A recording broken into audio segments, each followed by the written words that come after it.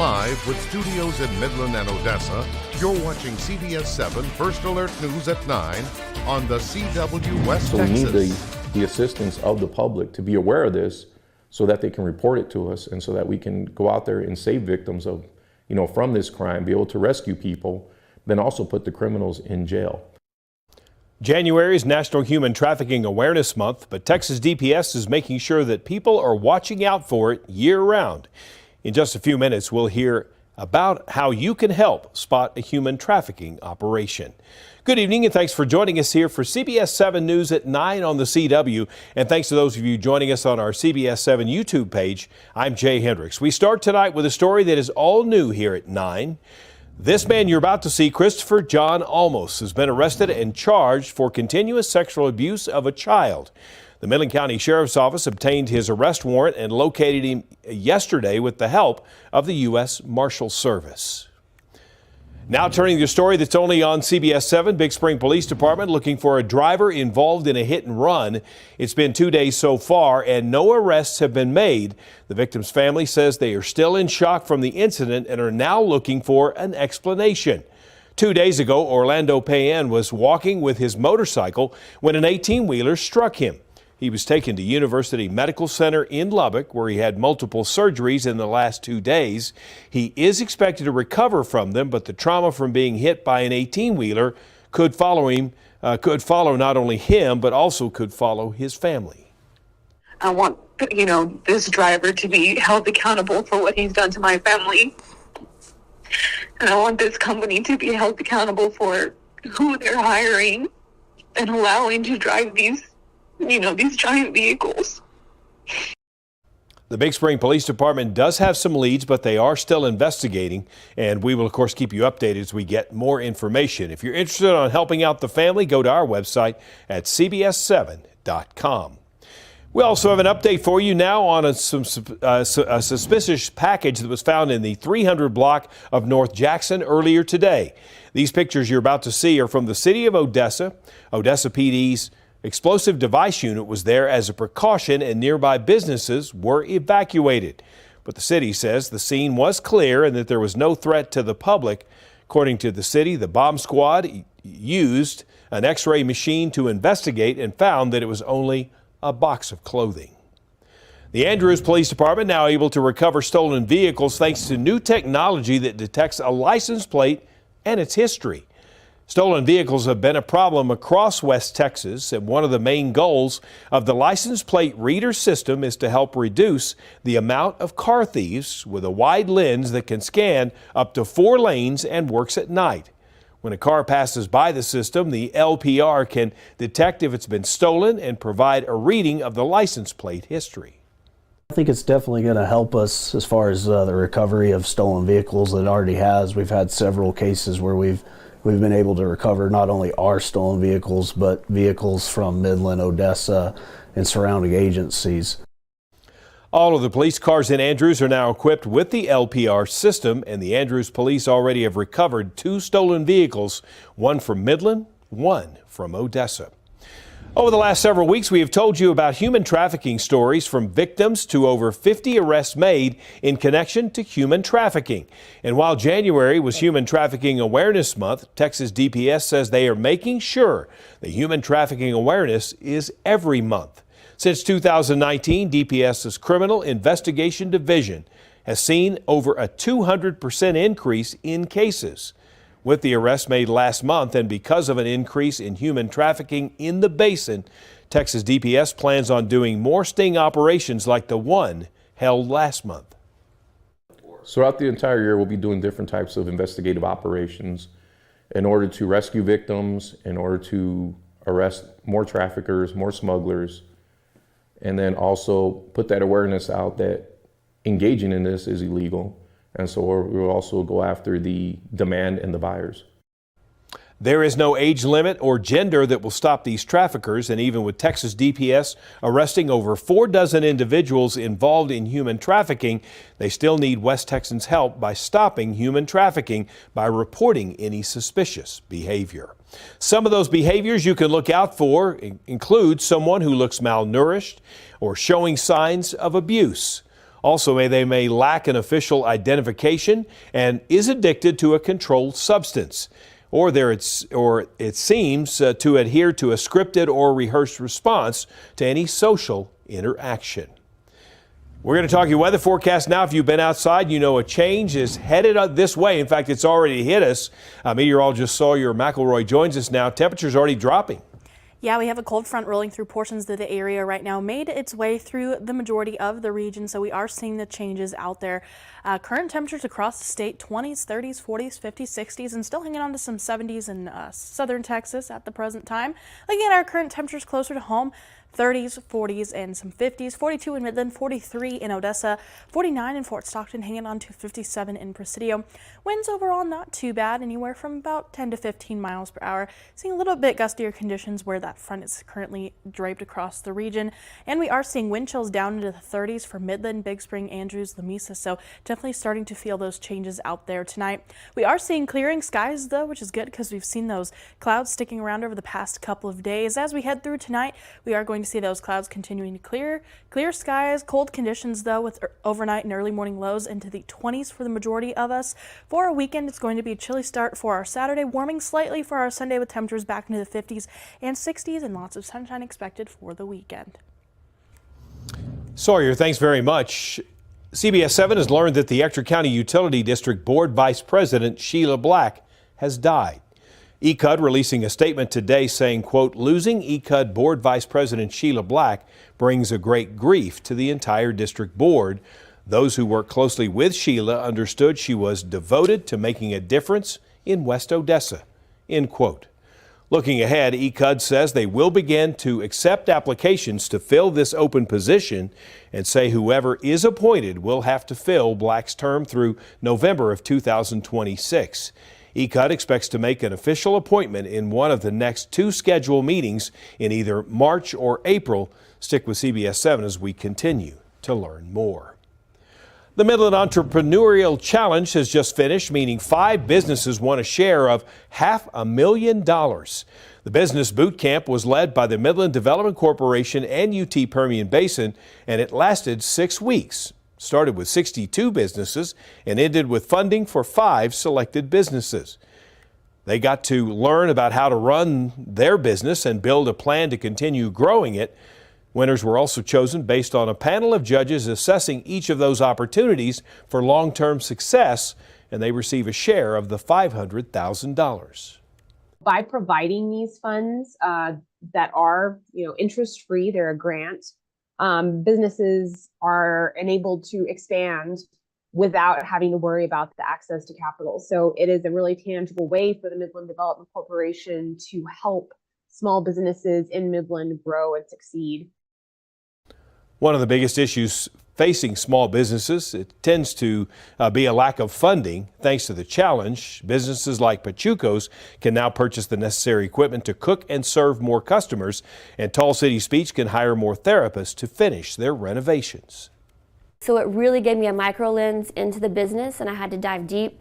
And now I see our areas of strength and weaknesses. So in that, even if I didn't win, that in itself has been gold. It's so beneficial, that the competition, even if you don't win, there's a lot of stuff in there that, marketing, just financial things like taxes that they cover, and it's important, and there's resources out there that the entrepreneur can learn from.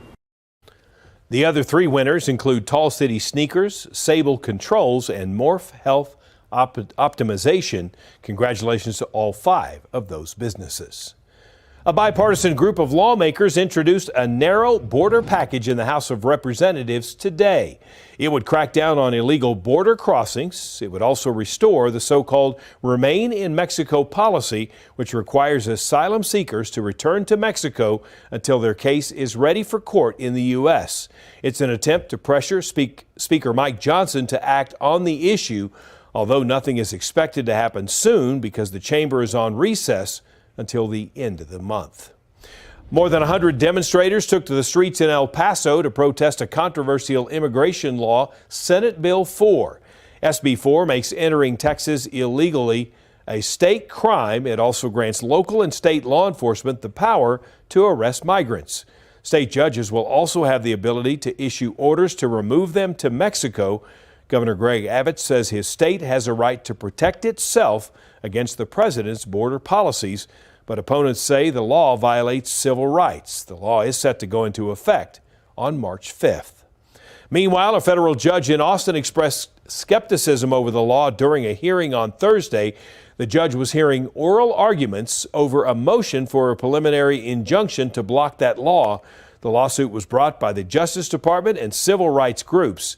The judge says he will issue a ruling as quickly as possible.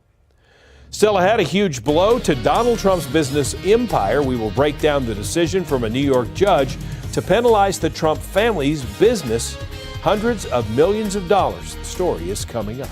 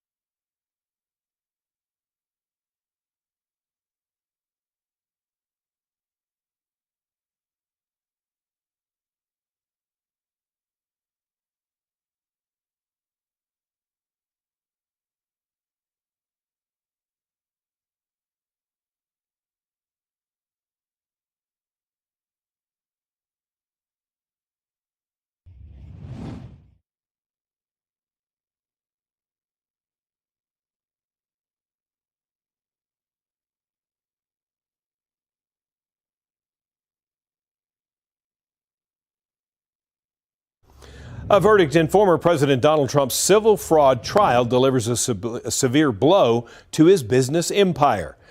Judge Arthur Engoron handed down hundreds of millions of dollars in penalties and other sanctions for the president and his family. CBS7 senior national correspondent Peter Zampa is at the Lower Manhattan Courthouse and has the details. Here at the New York Supreme Court, former President Donald Trump's business empire delivered a massive blow. Justice Arthur Engoron ruling the former president owes more than $350 million in penalties and that he can't run businesses in the state for 3 years. The case, brought by New York Democratic Attorney General Letitia James, accused Trump, his family, and associates of overinflating assets to receive better terms from banks and insurance companies. Today, the court once again ruled in our favor and in favor of every hard-working American who plays by the rules. Trump consistently bashed this trial, targeting James and Engoron with outbursts in court. He maintains his innocence, arguing there are no victims or damages in this case. These are corrupt people. These are people that shouldn't be allowed to do the things they do. And they're using this as weaponization against a political opponent. Trump evaded a penalty some expected, a total ban from doing business in the state. With a Trump appeal, the full consequences for the former president might not be known for some time. Columbia University political expert Eric Talley says the scope of Trump's business made this a unique case for New York. Maybe there are multiple objectives at stake here. Winning the lawsuit is one, but losing the lawsuit also creates some ammunition for future campaign speeches that might be given. Now, in addition to this civil fraud case, Trump is also facing 4 state and federal criminal indictments. While Trump maintains his innocence in all of these cases, His first criminal trial is set to begin just up the street on March 25th. Reporting in New York, I'm Peter Zampa. 3 civil lawsuits that seek to hold former President Trump responsible for the January 6th siege, as they called it, on the U.S. Capitol can go forward. That's according to lawmakers. The lawsuits from the U.S. Capitol, police officers and Democratic lawmakers were given the green light by a federal appeals court in December.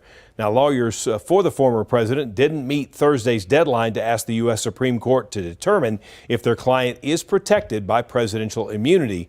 Federal court in Washington, D.C. says they will now start a fact-finding phase on the suits, and they say there is a chance the case could eventually come before the high court.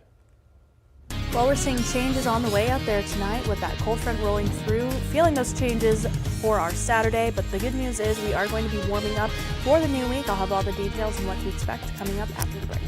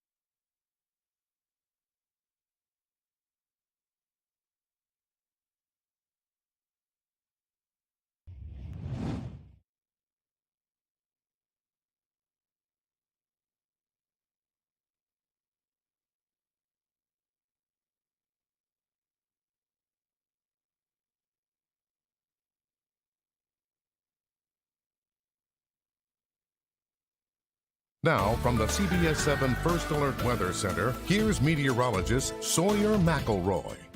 Happy Friday, everybody. Even though it's a little bit chilly outside right now, temperatures today got up to pretty pleasant temperatures. 54 in Amarillo for today, 62 Midland Odessa area. We saw some 60s and 70s as well across portions of the state. Closer to home, we saw those high temperatures in the 50s, 60s, and 70s as well. Looking at our surface map, we do have that front still making its way across portions of the region out there tonight. And our current temperatures are definitely dropping along with it into the 40s for Midland, Odessa, Fort Stockton. Still hanging on to 50s in Presidio at the present time. Winds overall not too bad, anywhere from about 5 to 15 miles per hour out there. And we're going to see those winds calming through the overnight hours. For our current wind chills, even though our winds aren't too bad, we're seeing wind chills into the 30s, Midland, Big Spring, Lamesa, Andrews. So definitely starting to feel chilly out there tonight on the backside of that cold front. We are seeing some clearing out there as well, which is good news because we've seen some cloudy skies over the past couple of days. Clearing will continue through the overnight hours as we head into our Saturday. We will see a little bit of cloud cover building back in for the morning hours, but then those clouds will clear as we head throughout the day. So overall, looking to see a little bit more sunshine than we have been seeing the past couple of days. Some good news there. For Saturday, it is going to be on the chilly side with a cold start to today with early morning lows in the 20s and 30s across the region. Looking to see a low of about 29 in Midland and Odessa, 26 in Hobbs, 32 in Pecos, 39 in Presidio. We are going to see those temperatures warming into the 40s, only the 40s for the majority of us. Presidio is still looking to be pretty warm in the 60s with that front not quite making its way there yet. But overall, looking to still be on the chilly side for our Saturday. For our CBS7 First Alert exclusive 10-day forecast, we are going to see our temperatures back into the upper 50s, low 60s by Sunday. Lots of sunshine as well for a Monday for President's Day, into the 70s, so going to be on the warm side. Definitely take advantage of that, because if you do have that day off, it's going to be a very nice day. Then we are going to see even warmer conditions Tuesday and Wednesday, with temperatures into the 80s, even mid-80s for our Wednesday. We are looking at a front to roll through on Thursday, knocking those temperatures back into the 70s, and then 60s for Friday, with precipitation chances, well, not many throughout the week. So that is a plus side there. So a little bit of a dose of winter and spring for the week ahead. Still ahead, 2 teenagers are in custody in connection with the deadly shooting during the Chiefs Super Bowl parade. We have the latest out next.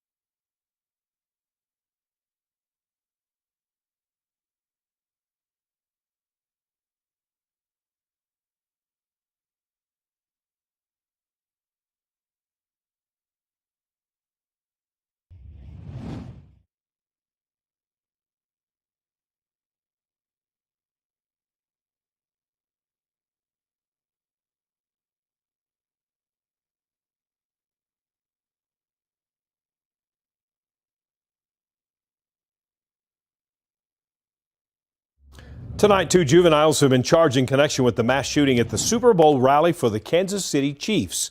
One person was killed and more than 20 others injured, including children, when the gunfire erupted over what police say was a personal dispute.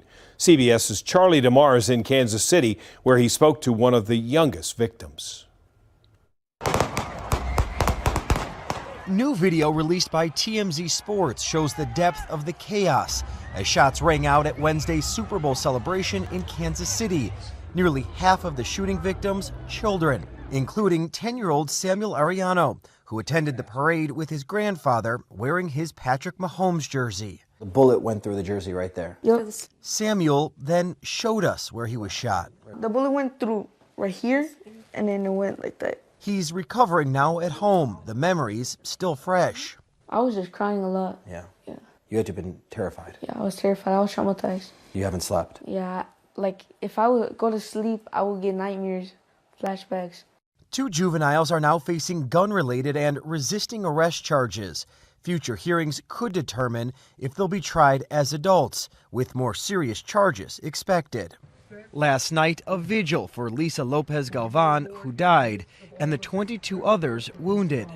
The Chiefs quarterback also reaching out, Mahomes and his wife Brittany visiting 8 and 10-year-old sisters at Children's Mercy Hospital, both of them shot in the leg. They, like Samuel Ariano, not just dealing with trauma, but also a loss of innocence. You're 10 years old.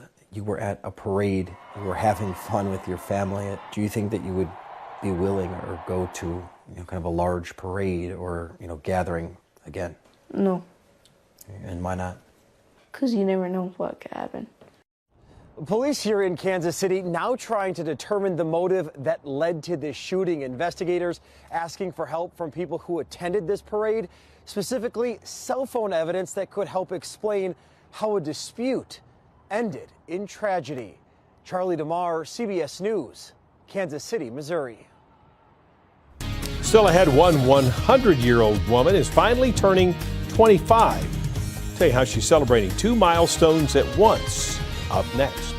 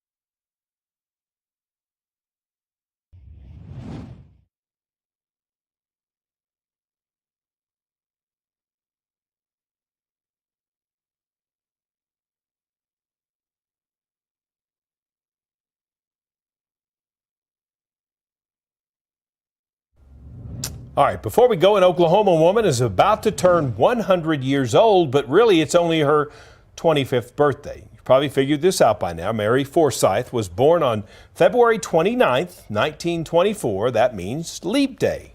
Since leap years only come around every 4 years, she will technically celebrate her 25th, even though she's 100. And looks pretty good for that, too. Party got started a little early with a community gathering, and then during non-leap years, people may, like Mary, may usually celebrate their birthdays on either the 28th or maybe they wait till March the 1st to celebrate. History.com reports only about 5 million people worldwide have a leap day birthday. I think I know of one person that has one, but they're very rare. I don't hear much about people saying that they are a leap year baby. Yeah, I think that would be fun. I feel like that would be like my 2 truths and a lie thing. I would always use that in 2 truths and a lie, but definitely a fun thing, and happy birthday, and congrats on turning 25. 25. Finally. She doesn't look too bad for 25.